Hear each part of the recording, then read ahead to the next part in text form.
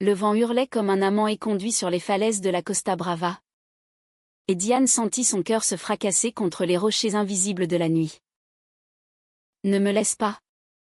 Marlène. Pas comme ça. » murmura-t-elle, les larmes se mêlant à la pluie salée qui fouettait leurs visages enlacés. Mais au loin, une silhouette sombre, celle du frère de Marlène, observait. Un éclat de trahison dans les yeux, prêt à briser le fragile édifice de leur amour naissant. Diane n'avait jamais imaginé que ce voyage en camping avec la famille de Marlène tournerait au cauchemar. Tout avait commencé par une invitation innocente. Un été étouffant à Barcelone où l'air vibrait de guitares flamenca et d'odeurs d'oranges amères. Marlène, cette beauté andalouse aux yeux verts comme les oliveraies de Séville, l'avait prise par la main un soir de fête, lors d'une procession de la Vierge del Rocío. « Viens avec nous en Andalousie. » Diane. Ma famille adore les étrangères, surtout celles qui ont ton sourire parisien. Diane, fraîchement débarquée d'un train de nuit depuis la gare de Lyon, avait ri, ignorant que ce sourire serait bientôt son seul bouclier contre la tempête. Elle s'était rencontrée 6 mois plus tôt, dans un café du Marais, où Diane, graphiste freelance de 26 ans, croquait des portraits de passants sous la pluie fine d'avril. Marlène, étudiante en littérature à la Sorbonne venue échanger à Paris, avait posé pour elle sans le savoir. Son profil fier encadré par une écharpe rouge sang. « Tu dessines comme Picasso, mais avec plus de tendresse ?» avait-elle dit en s'asseyant sans invitation. Leur conversation avait dérivé des vers de Baudelaire au secret de Verlaine. Et bientôt, les cafés s'étaient mués en dîners aux chandelles, puis en nuit où leur corps se découvrait comme des pages jaunies d'un roman interdit. Diane, avec ses cheveux châtains coupés courts et son accent du sud-ouest teinté de Toulouse, avait trouvé en Marlène une flamme qui consumait ses doutes. Marlène, fille d'un vigneron andalou et d'une professeure de danse à Grenade, portait en elle la passion fiévreuse de l'Espagne, tempérée par l'élégance française apprise à Paris. Le camping était une tradition familiale pour les Rodriguez ou plutôt les Duval-Rodriguez. Car la mère de Marlène, Isabelle, était une Française exilée à Séville après un scandale d'amour dans les années 80. C'est notre rituel, la tente sous les pins, le feu de camp qui chante des chansons de Lorca, et les étoiles qui nous rappellent que la vie est un flamenco éphémère. Diane avait accepté, le cœur battant, imaginant des nuits sous la tente avec Marlène, loin des regards indiscrets de la ville. Mais la famille comptait aussi Ravière, le frère aîné de Marlène, 28 ans. Ce colosse au regard sombre qui gérait les vignes familiales avec une poigne de fer. Ravière, avec ses épaules larges et sa barbe naissante, incarnait l'Espagne machiste que Marlène fuyait en secret. Le voyage avait commencé par un trajet en train de Barcelone à Tarifa, où la mer d'Alboran scintillait comme un miroir brisé. Diane serrait la main de Marlène dans le wagon bondé, leurs doigts entrelacés sous un châle partagé. Isabelle, élégante dans sa robe fleurie, racontait des anecdotes sur son premier amour à Biarritz, un pêcheur basque qui l'avait abandonné pour les vagues. L'amour, ma chérie, c'est comme le vin, il fermente. Il enivre, mais il peut aussi tourner au vinaigre. Marlène riait, ses yeux pétillants fixés sur Diane, tandis que Ravière, assis en face, lisait un journal froissé, ses lèvres pincées en une ligne dure. Diane avait tenté un sourire poli, mais il avait répondu par un hochement de tête froid, comme si elle était une intruse dans un tableau de Goya. Ils avaient planté le camp près de Los Caorros, un canyon sauvage où les rivières sculptaient des gorges de pierres rouges. Les tentes se dressaient comme des voiles blanches contre le paysage aride. Et le soir premier, autour du feu, Isabelle avait sorti sa guitare. Chante avec moi. Marlène. Cette nana des Cebolas que ta grand-mère adorait. La voix de Marlène s'éleva. Rauque et pure. Un lamento qui fit frissonner Diane jusqu'aux os. Ravière, adossé à un rocher, buvait son vin en silence. Mais ses yeux ne quittaient pas sa sœur ni l'étrangère qui la dévorait du regard. Cette nuit-là, dans l'attente exiguë qu'elle partageait, Diane et Marlène s'étaient enfin laissées aller. Les murmures des grillons dehors masquaient leurs soupirs. Et sous la lune andalouse, leurs corps s'entrelacèrent comme les racines d'un olivier centenaire. Je t'aime, Diane. Plus que les mots de Garcia Lorca. Souffla Marlène. Ses lèvres effleurant la nuque de Diane. Celle-ci, le cœur gonflé, répondit par un baiser qui goûtait la mer et le jasmin. Mais au matin, un bruit de pas lourd les tira du sommeil. Ravière, feignant de vérifier les cordages, les surprit dans un instant de tendresse volée. Son visage se figea. Et sans un mot, il s'éloigna vers la rivière, une ombre de colère dans son sillage. Les jours suivants furent un tourbillon de beauté et de tension. Elle randonnait le long des sentiers poussiéreux, cueillant des figues sauvages dont le jus sucré tachait leurs lèvres. Marlène racontait des légendes locales, les amours maudites des gitans, les fantômes de la guerre civile qui hantaient encore les grottes. Diane, captivée, esquissait des croquis dans son carnet, Marlène riant au soleil, son profil contre le ciel bleu cobalt. Tu me rends immortelle, murmurait-elle, et Diane rougissait comme une écolière. Mais Ravière était omniprésent, une sentinelle silencieuse. Il insistait pour accompagner leur promenade, prétextant la sécurité des falaises.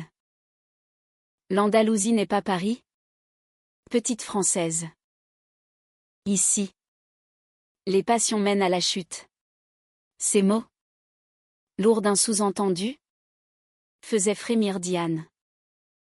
Un soir, lors d'un dîner improvisé sous les étoiles, la première fissure apparut.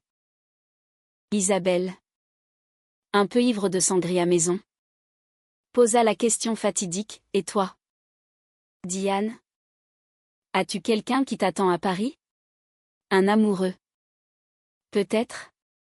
Marlène se raidit, sa main serrant celle de Diane sous la table.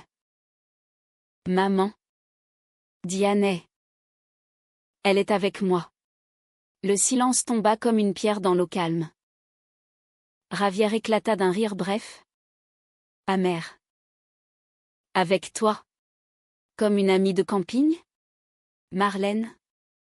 Ne sois pas naïve. Les filles comme elles cherchent l'aventure. Pas la tâche. Diane sentit la bile monter. Mais Marlène explosa, et toi? Ravière? Avec tes conquêtes de village qui durent une nuit? Ne juge pas ce que tu ne comprends pas. Isabelle, les yeux embués, tenta de recoller les morceaux avec une chanson. Mais l'air était empoisonné. Cette nuit, Diane pleura dans les bras de Marlène. Il me déteste parce que je t'aime. N'est-ce pas? Marlène hocha la tête, ses doigts traçant des cercles apaisants sur le dos de Diane. Ravière protège la famille comme un taureau furieux. Mais il finira par comprendre. Notre amour est plus fort que ses préjugés. Elles firent l'amour lentement. Comme pour sceller un pacte. Leur souffle se mêlant au chant des cigales. Pourtant, Diane ne pouvait chasser l'ombre de Ravière, qui veillait au feu de camp. Une bouteille à la main. Les yeux fixés sur leur tente. Le lendemain, une randonnée vers les chutes d'Al-Fajar fut le prélude à l'orage. Ravière insista pour les guider. Sa présence comme un mur entre elles. Sur le sentier étroit, il glissa à l'oreille de Marlène, pense à papa. À ce qu'il dirait s'il te voyait ainsi. Une Rodriguez avec une étrangère? C'est une insulte à notre sang. Marlène se dégagea violemment, trébuchant presque dans la poussière. Diane, en arrière, sentit son estomac se nouer. À la cascade, où l'eau turquoise cascadait en voiles argentées, elles s'éloignèrent un instant pour un baiser volé. Mais Ravière surgit, les surprenant à nouveau. Assez. Marlène. Tu déshonores tout. Rentrons. Et laisse cette tentation derrière. La dispute éclata là. Au pied des chutes, le rugissement de l'eau couvrant à peine leurs cris. Marlène défendit leur amour avec la fureur d'une danseuse de flamenco. Ses mots comme des castagnettes claquant. C'est mon cœur. Ravière. Pas ton vignoble. Diane est ma vie. Et si tu ne l'acceptes pas? C'est toi l'étranger ici. Ravière. Le visage congestionné. La gifla un geste impulsif qu'il regretta aussitôt. Diane s'interposa. Son corps frêle contre la masse de l'homme.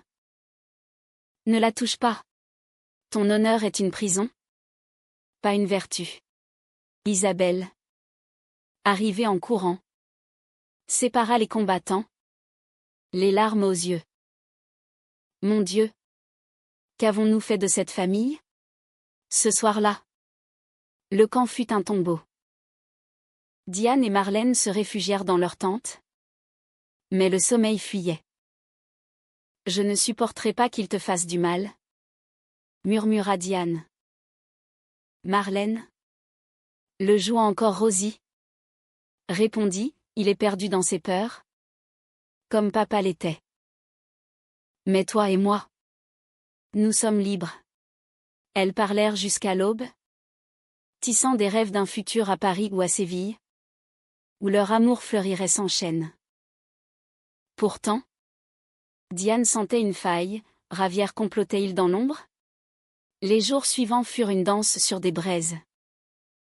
Ravière évitait leurs regards, prétextant des réparations à la camionnette familiale. Mais ces silences pesaient comme des chaînes. Isabelle, avec sa sagesse de femme blessée, tenta de recoller les morceaux autour de repas partagés des paellas fumantes où le safran masquait l'amertume. L'amour, mes enfants, est un feu qu'il faut entretenir, pas éteindre par orgueil. Marlène hochait la tête, mais Diane voyait les ombres sous ses yeux, les doutes qui rampaient comme des scorpions dans le désert andalou. Elle s'échappait quand elle le pouvait, une baignade clandestine dans une crique cachée, où l'eau salée lavait les blessures. Marlène nageait comme une sirène, ses cheveux noirs flottant comme des algues.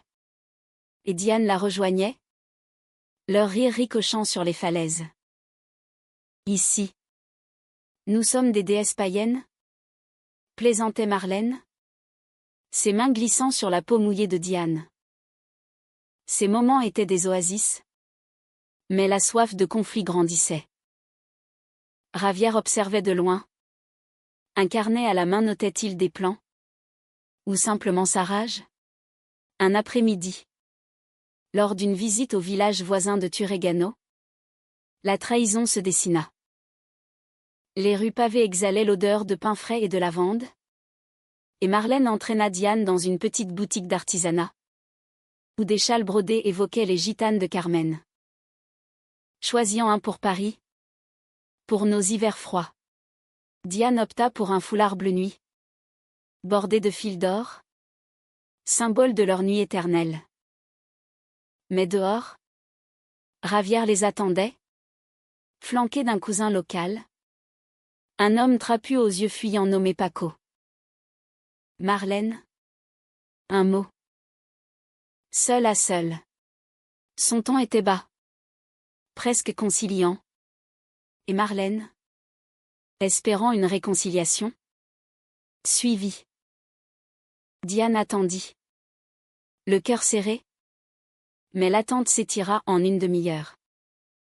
Inquiète, Elle s'approcha de la petite taverne où ils étaient entrés.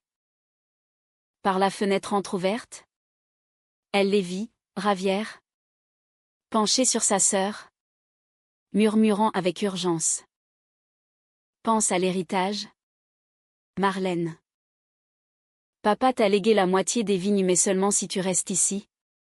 Avec un homme du village. Cette Française? Elle te volera ton âme. Et notre nom. Marlène secouait la tête. Mais Paco intervint. Glissant une main sur son bras, je t'ai toujours aimé. Marlène. Épouse-moi. Et tout sera pardonné. C'était un marché sordide. Une alliance forcée pour préserver l'honneur familial. Diane recula. Le souffle coupé. Comme si on lui avait planté un poignard dans le ventre. La trahison n'était pas seulement de Ravière, c'était une conspiration.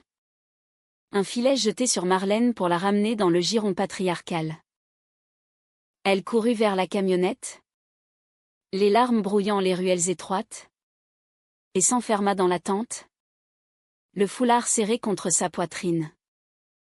Quand Marlène revint, radieuse mais pâle, Diane ne put retenir ses accusations. Ils veulent te vendre comme une vigne. Ton frère et ce Paco. Comment peux-tu hésiter? Marlène s'effondra à ses genoux. Les mots se bousculant. Ce n'est rien. Un badinage d'hommes ivres. Je leur ai dit non. Diane. Pour toi. Pour nous. Mais le doute avait germé. Une ronce qui s'enroulait autour de leur idylle. Ce soir-là. Autour du feu. Ravière leva son verre en un toast forcé, à la famille. Et à ceux qui la protègent. Ses yeux croisèrent ceux de Diane. Un défi muet. Isabelle, sentant la fracture, raconta une histoire de son passé, son amour pour un danseur de flamenco à Grenade.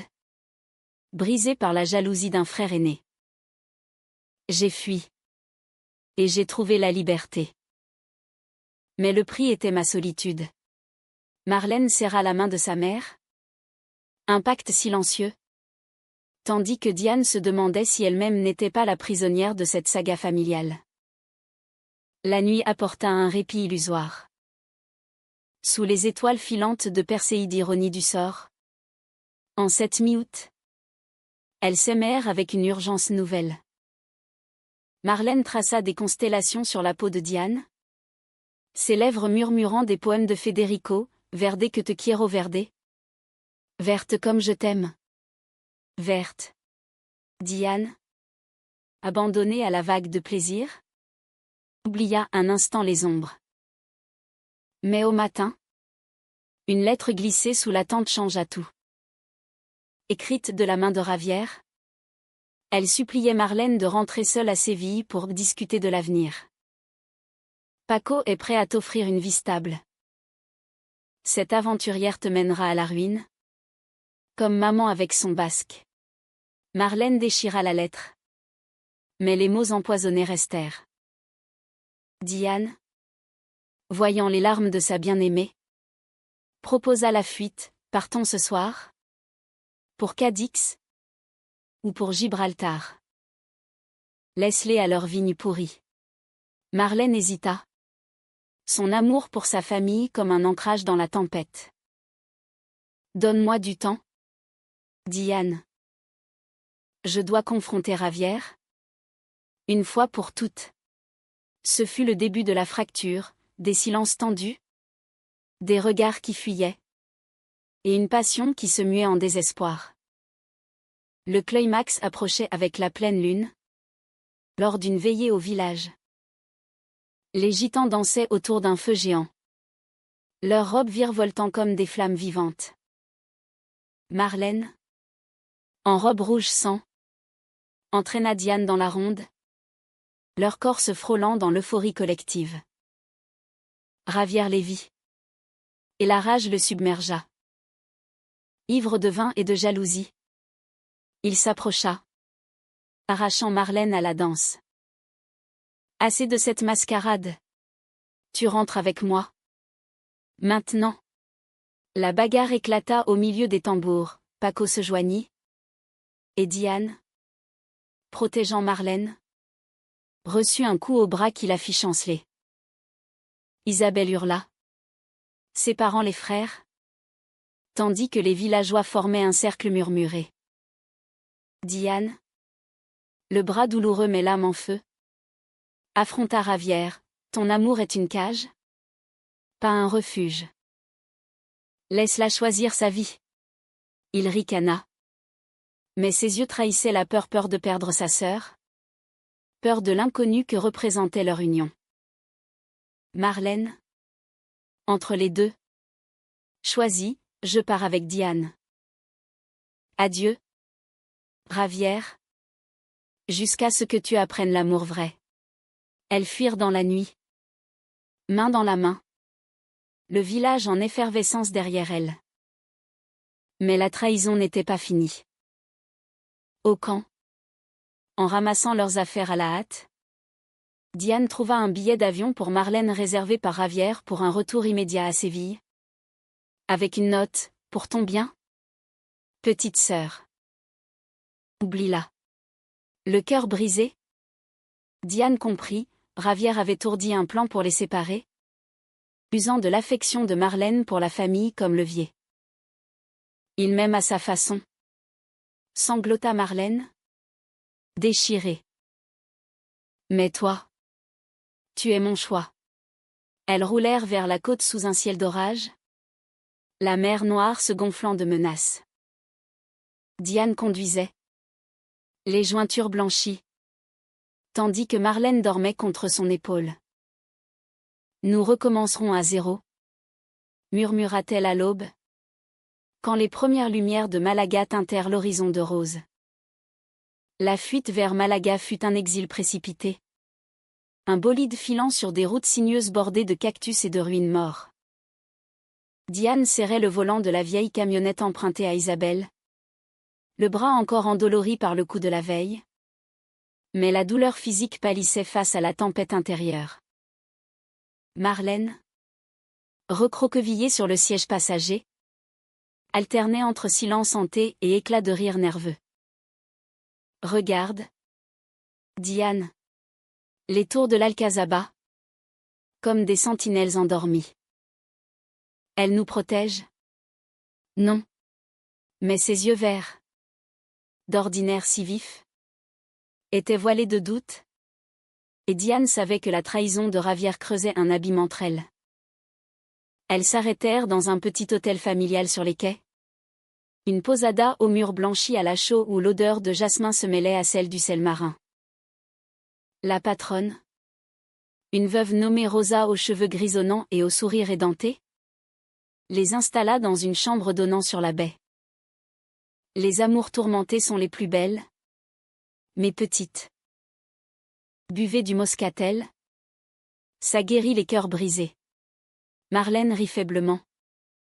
Mais Diane, en déballant leur sac, trouva le billet d'avion froissé un rappel lancinant que Ravière n'abandonnerait pas. Il pense me sauver. Diane. Mais c'est toi qui m'as libérée. Les jours à Malaga furent une parenthèse fragile. Un intermède romantique teinté de drame. Elles erraient dans les jardins de la Alhambra, où les fontaines murmuraient des secrets, et visitaient la cathédrale au dôme baroque, main dans la main malgré les regards curieux. Marlène acheta un collier de coquillages pour Diane, le nouant autour de son cou avec un baiser, pour que la mer nous garde. Diane, en retour, offrit un dessin L2, enlacé sur une plage infinie, avec pour légende, notre éternité, loin des vignes amères. Mais la nuit, les cauchemars venaient, Marlène se réveillait en sueur, appelant son frère, et Diane la berçait, murmurant des lullabies français appris de sa grand-mère occitane. Le conflit ressurgit par appel téléphonique. Isabelle, la voix tremblante, informa Marlène que Ravière avait fouillé la tente, Trouvez son journal intime, ces pages où elle confessait son amour pour Diane envers passionné. Il est furieux. Ma chérie. Il dit que tu déshonores le nom Rodriguez. Que tu vas te repentir. Il vient à Malaga. Marlène raccrocha. Pâle comme un linceul. Et s'effondra dans les bras de Diane. Il a lu mon âme. Et il la hait. Que avons-nous fait? Diane, la rage montant, répondit, nous avons osé aimer. C'est lui le traître. Vendant ton bonheur pour un héritage poussiéreux.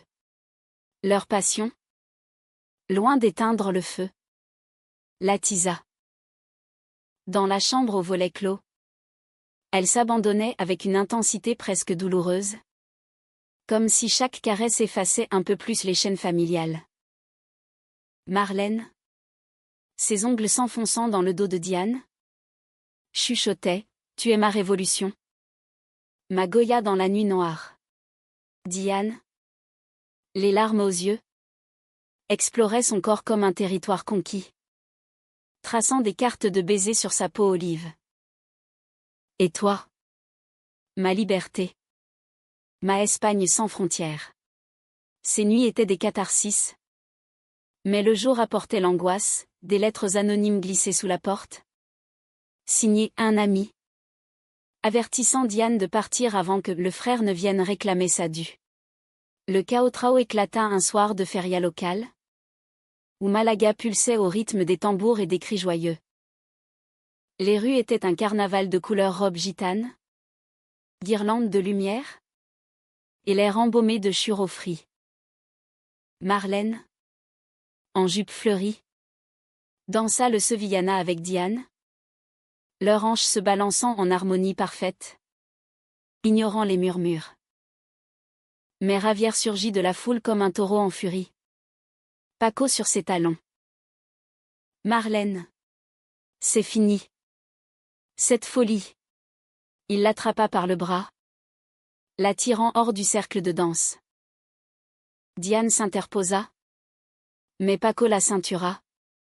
Un sourire carnassier aux lèvres. Laisse les hommes s'occuper des femmes. Étrangères. La scène devint un drame shakespearien au milieu de la liesse. Javier hurla ses griefs, tu abandonnes ta famille pour ça? Pour une passade parisienne qui te quittera au premier vent froid? Marlène se débattit. Griffant le bras de son frère, c'est toi qui m'as trahi. Javier. En lisant mes secrets. En complotant avec Paco pour me marier comme une marchandise. Isabelle. Arrivée en taxi. Tenta de calmer le tumulte. Mais Javier, aveuglé par la jalousie fraternelle, révéla le pire, j'ai appelé tes amis à Paris. Marlène. J'ai dit à tous que tu étais perdu dans une liaison scandaleuse. Ta réputation est ruinée, reviens? Ou perds tout? Diane sentit le monde basculer. Ce n'était plus une simple opposition, c'était une destruction méthodique. Une trahison qui visait à isoler Marlène, à la forcer dans les bras du conventionnel. Monstre! Tu n'es qu'un gardien de prison, cria-t-elle, se libérant de Paco pour frapper Javier au torse. La foule s'écarta, formant un amphithéâtre impromptu, tandis que les gitans chantaient un lamento funèbre. Marlène, au bord des larmes, choisit son camp, je te renie. Frère. Mon amour pour Diane vaut plus que ton honneur pourri. Elle prit la main de Diane, et elles coururent à travers les allées illuminées. Les cris de Javier s'estompant dans le lointain. Elles se réfugièrent sur la plage de la Malagueta, où la mer Noire léchait les galets sous un ciel étoilé indifférent. Assises dos à dos, elles pleurèrent l'innocence perdue de ce camping idyllique. Il a tout gâché, sanglota Marlène. Diane, la voix brisée, répondit, non. Il nous a révélé. Notre amour est plus fort que ces mensonges. Elles s'embrassèrent là, sur le sable froid. Un baiser salé de larmes et de sel, scellant leur alliance face à l'adversité. Mais la nuit n'apporta pas la paix. Au matin, un appel d'Isabelle, Ravière, rongée par le remords, avait tenté de se noyer dans la rivière du camp. Il divague, parle de honte familiale. Viens, Marlène, avant qu'il ne soit trop tard.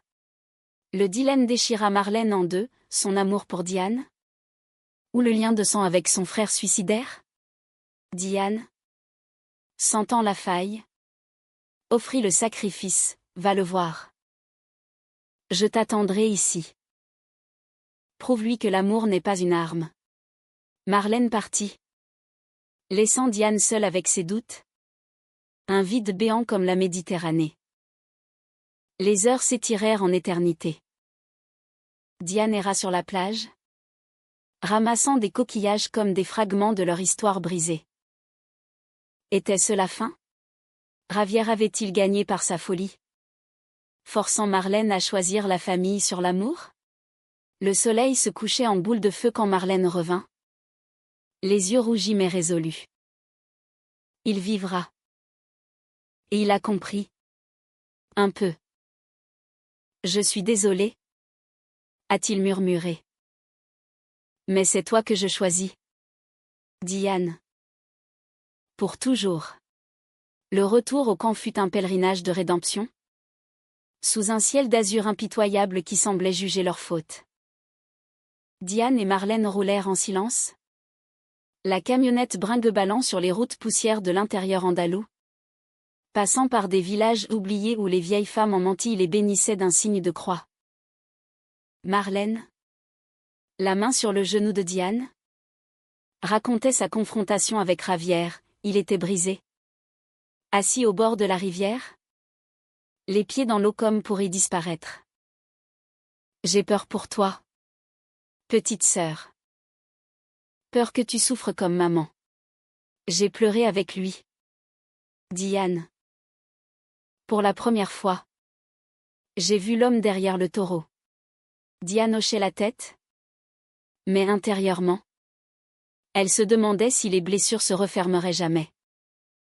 À Los Caoros, le camp était un fantôme, tentes affaissées, feu éteint. Et Ravière, pâle et barbu, aidé par Isabelle à ranger les affaires. Il leva les yeux à leur approche. Un mélange de honte et de défi dans le regard. Tu es revenu? Dit-il simplement à Marlène, ignorant Diane. Celle-ci se tint en retrait, le cœur battant comme un tambour de guerre. Marlène s'avança, la voix ferme, nous sommes revenus. Toutes les deux. Et c'est ainsi que ça sera. Ravière baissa la tête, murmurant un « désolé » qui sonna comme une capitulation. Isabelle, les larmes aux yeux, embrassa ses filles car c'est ainsi qu'elle les nomma désormais et servit un dernier repas, du gazpacho froid et des olives noires, symbole d'une paix fragile. Les adieux furent un rituel poignant. Ravière offrit à Marlène un flacon de vin de la famille. Millésimé 1995. L'année de sa naissance. Bois-le avec elle. Un jour. Pour que notre sang coule dans votre union. À Diane. Il tendit une main hésitante, je me suis trompé. Protège-la. Comme je n'ai pas su le faire. Diane serra cette main calleuse, sentant la rudesse des vignes, et répondit, l'amour n'est pas une possession. Ravière. C'est un don. Il hocha la tête. Et pour la première fois, un sourire effleura ses lèvres un pont ténu sur l'abîme. Le train pour Barcelone fut leur sanctuaire. Assises face à face, cuisses pressées, elles regardaient défiler les oliveraies argentées, comme un générique de fin sur leur odyssée. Marlène sortit le journal intime sauvé des flammes de la colère, lis-le. Diane. Chaque mot est pour toi. Diane dévora les pages des odes à leur première nuit. Des doutes sur la famille. Des rêves d'un foyer partagé à Paris. Avec un balcon fleuri de géraniums andalous. Nous écrirons la suite ensemble. Promit Diane. Et Marlène scella le vœu d'un baiser qui effaça les ombres. De retour à la capitale catalane, la vie reprit en teinte plus douce. Diane reprit ses croquis dans le marais. Mais désormais, Marlène posait pour elle dans leur petit appartement du 11e arrondissement. Une mansarde aux poutres apparentes où le soleil filtrant par les volets dessinait des arabesques sur leur peau nue.